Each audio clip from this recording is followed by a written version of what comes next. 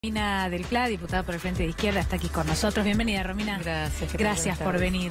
Bueno, unos días tranquilos ahora de carnaval, estos de feriado, pero en semanas que son bastante complejas. La semana pasada que quedó marcada por el discurso del presidente de la Nación en el Congreso, ¿no? Sí, mira, fue un discurso de lanzamiento de reelección de un presidente fracasado. No creo que en eso hay que tener claridad, que no pudo mencionar un solo tema en que el país haya resuelto alguna situación. Al contrario, mintió descaradamente cuando habló de que bajó la inflación, de que salimos de la pobreza y demás, y en ese punto fue una afrenta a la mayoría de la población que está sufriendo como los salarios y las jubilaciones se fuman, que está sufriendo los despidos, porque el tema clave en estas semanas es la cantidad de despidos y de suspensiones que vienen de tiempo atrás, pero que se han concentrado. Ya la industria, por ejemplo, automovilística anunció que suspenden todas las plantas en distintas fechas, pero todas las plantas llevan a miles de trabajadores a la suspensión.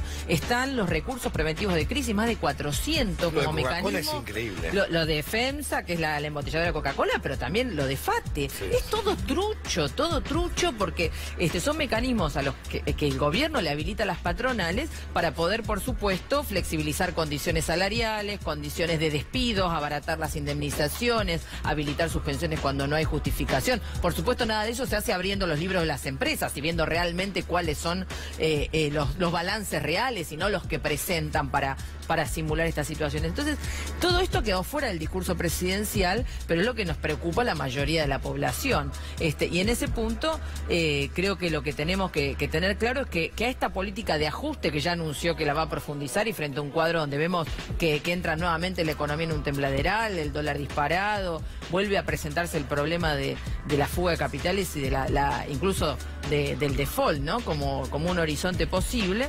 Bueno, los trabajadores lo tenemos que enfrentar organizándonos y saliendo a luchar. No hay otro camino. No es que si esperamos al resultado electoral o estos mecanismos de 17 elecciones adelantadas vamos a tener una solución positiva. En ese punto, por eso creo que el paro activo de 36 horas que estamos reclamando de los sectores del sindicalismo combativo, hemos hecho una marcha el pasado 14 multitudinaria convocada por el plenario del sindicalismo combativo a Plaza de Mayo. Hoy hay un gran festival frente a FATE justamente denunciando el recurso preventivo de crisis y preparándonos para la posibilidad de que esa patronal anuncie 400 despidos. Bueno, esto viene junto a otros sectores que han estado luchando y creo que es la clave del problema. Hay que intervenir para enfrentar esta política de ajuste. Lo que pasa es que también es una realidad, el argentino medio, no lo de desocupados, sino el argentino medio que tiene trabajo hoy en día, tiene un tarifazo en el transporte público, un tarifazo de luz, un tarifazo de gas, un tarifazo en alimentos. Entonces es prácticamente un país invivible para el tipo que trabaja también, no lo del jubilón desocupado.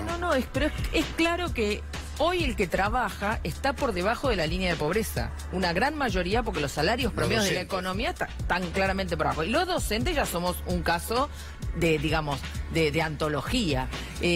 Realmente es descarado escucharlo a Finocchiaro, el ministro de Educación, hablando de salarios docentes que son inexistentes, porque él habla de una cifra de salario que cobra una ínfima parte, algún docente con jerarquía y mucha antigüedad o con mucha desfavorabilidad en algún lugar del país, porque para el conjunto del país la situación no es esa. Los salarios docentes del maestro están completamente diferenciados, porque no hay paritaria nacional, ni hay un salario garantizado mínimo, y en ese punto las diferenciaciones se van profundizando en forma brutal. Pero en la mayoría del país no se puede trabajar doble cargo, como pretenden establecer que sería la regla. En Santiago del Estero, desde el año pasado, hay una resolución donde la mayoría de los docentes se ha quedado con un solo cargo con muy poquitas horas. La gente está ya bajo la línea de indigencia en muchos casos en Santiago del Estero. En Chaco hay una rebelión docente enorme. Y entonces el paro que vamos a hacer de un inicio de 72 horas, 6, 7 y 8, que va a ser masivo. Empieza mañana con una gran movilización nacional a la Plaza de Mayo, que tenemos que convertir en masiva. Estas 72 horas son masivas. Se convierte en distintas provincias del país, realmente en un punto de reagrupamiento y de efervescencia. Y por supuesto nosotros pensamos de los sectores los UTEAs multicolor y de los sectores de combativos de la docencia, que hay que darle una continuidad. No se puede quedar solamente en estas 72 horas porque tiene que haber respuesta. Si no hay respuesta, tenemos que seguir peleando. Romina, una jornada de 24 horas de estas horas que estás mencionando tiene que ver con el paro de mujeres también, ¿no? Sí. ¿Qué esperás que suceda este año? Mira, este es otro tema de los cuales Macri realmente ha dado una afrenta en su discurso, ¿no? Porque tuvo el tupé de hablar sobre que habilitó el debate del aborto y que están enfrentando la situación de los femicidios. Bueno, el presupuesto nacional plantea 11 pesos por mujer para los programas en relación a la violencia hacia la mujer. Hemos terminado el mes de febrero con al menos, porque puede haber más, 54 femicidios documentados. Ya ha bajado la estadística de un femicidio cada 30 horas a un femicidio cada 26. Es una estadística escalofriante. Sí. Y en ese punto vemos que todo el Estado es responsable en mantener esta situación de violencia hacia la mujer, de femicidios. El amparo del Estado está clarísimo porque es la mujer la que tiene que resolver los problemas. Si consigue una perimetral, es ella la que tiene que estar a merced de si cumple o no cumple la perimetral. Si le dan un botón antipánico, es ella la que tiene que estar en condiciones de poder activarlo. No hay ninguna política de protección, no hay refugios, no hay cupos laborales para que efectivamente las mujeres puedan salir del círculo de violencia. Y a esto le sumamos la situación calamitosa de no cumplimiento de la interrupción legal del embarazo. Hemos tenido el caso de la niña de 11 años en Tucumán, la de 12 años en Jujuy.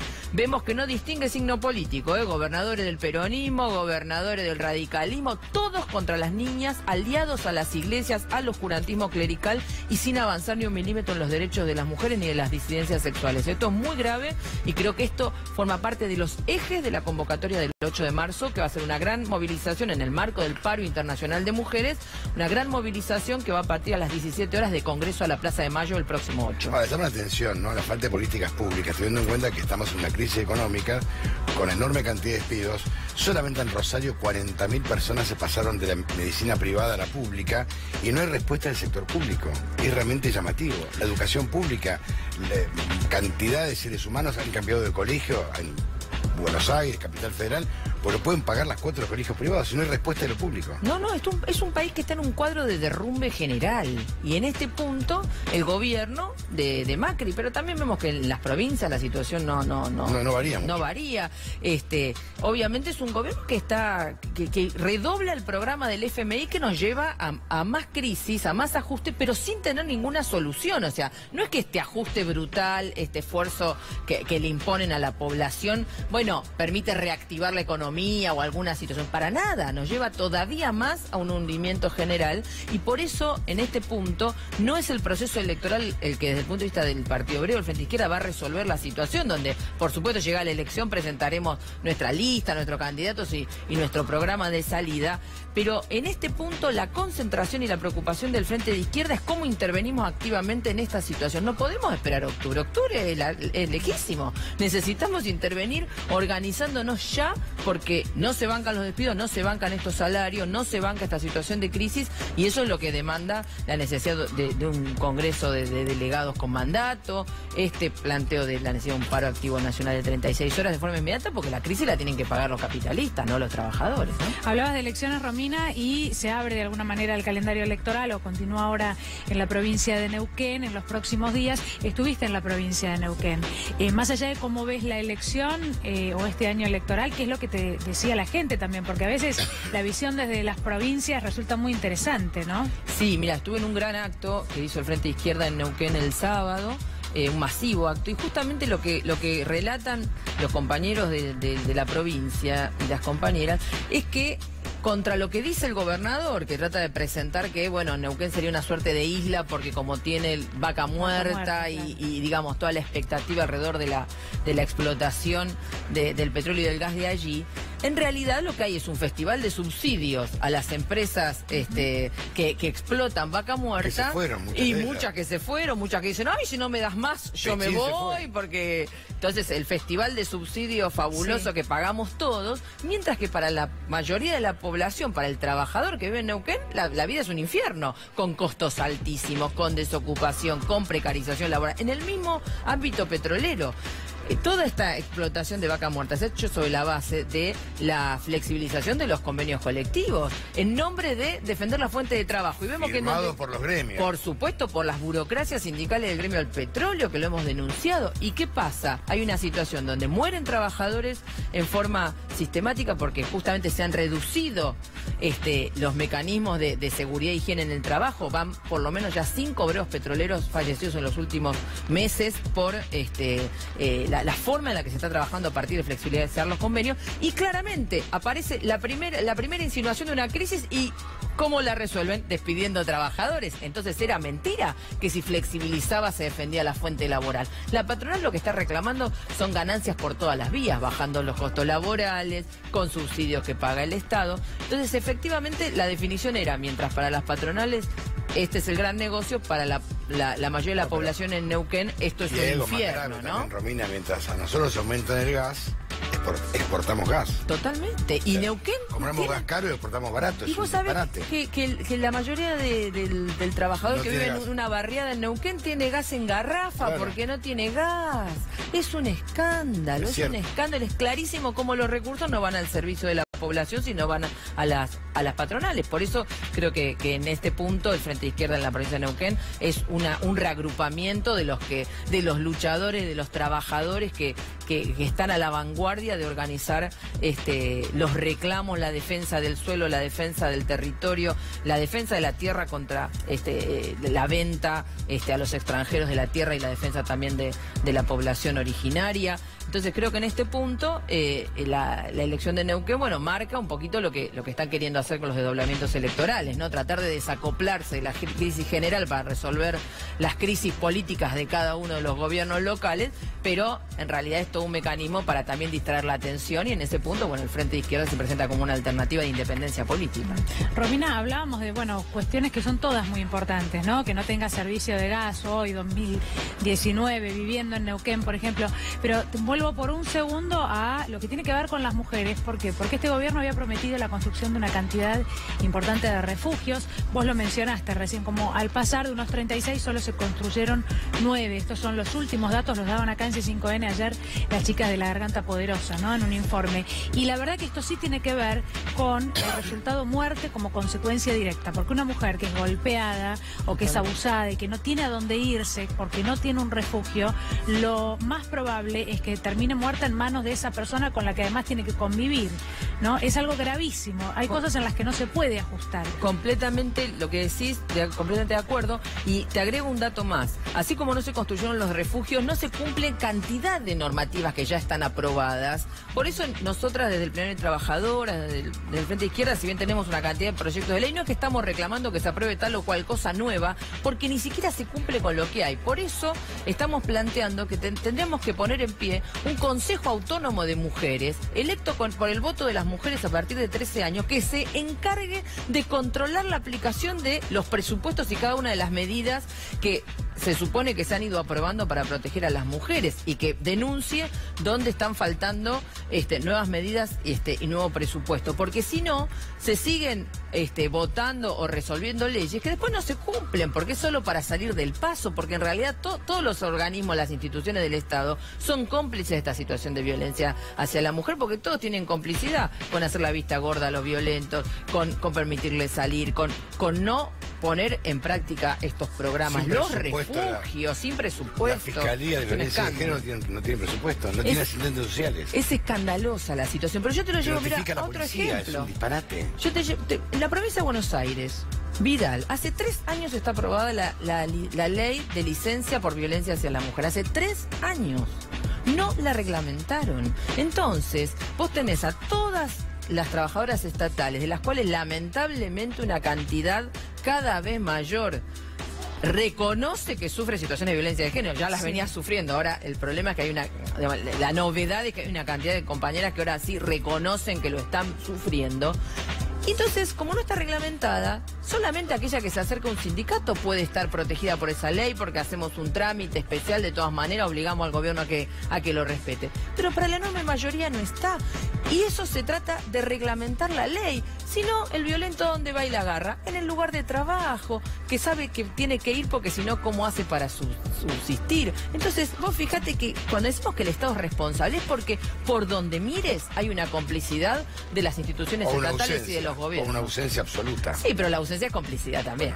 Eso tenemos que tenerlo que se claro. viene, sí, pero es como que es cierto el Estado, por ejemplo, si no destinas presupuesto para Fiscalía y Violencia de Género, es como no las crees, es lo mismo. Bueno, para eso, es complicidad porque Pagar no querés sueldo, avanzar nada en más. eso, claramente. Pero vamos a los precios.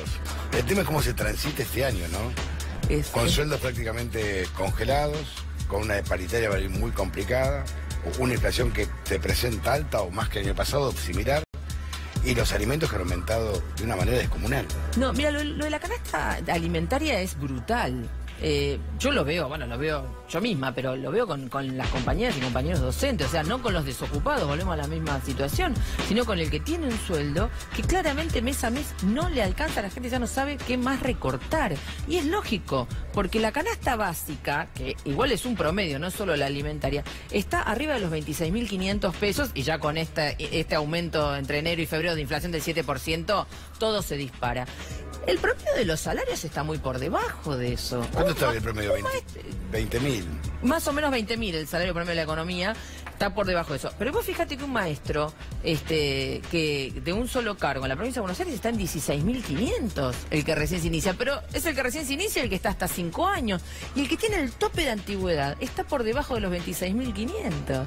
O sea que vos tenés un maestro que dedica toda su vida a ser maestro. El que está por encima...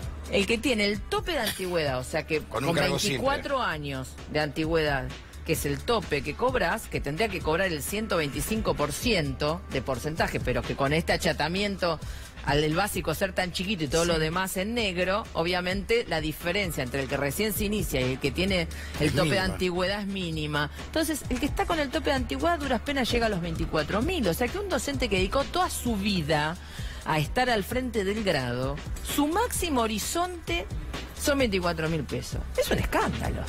Es un escándalo. Es una vergüenza, más que un escándalo. Entonces, es vergonzoso. Después viene Fino que dice, no, porque los docentes que cobran 48 de bolsillo.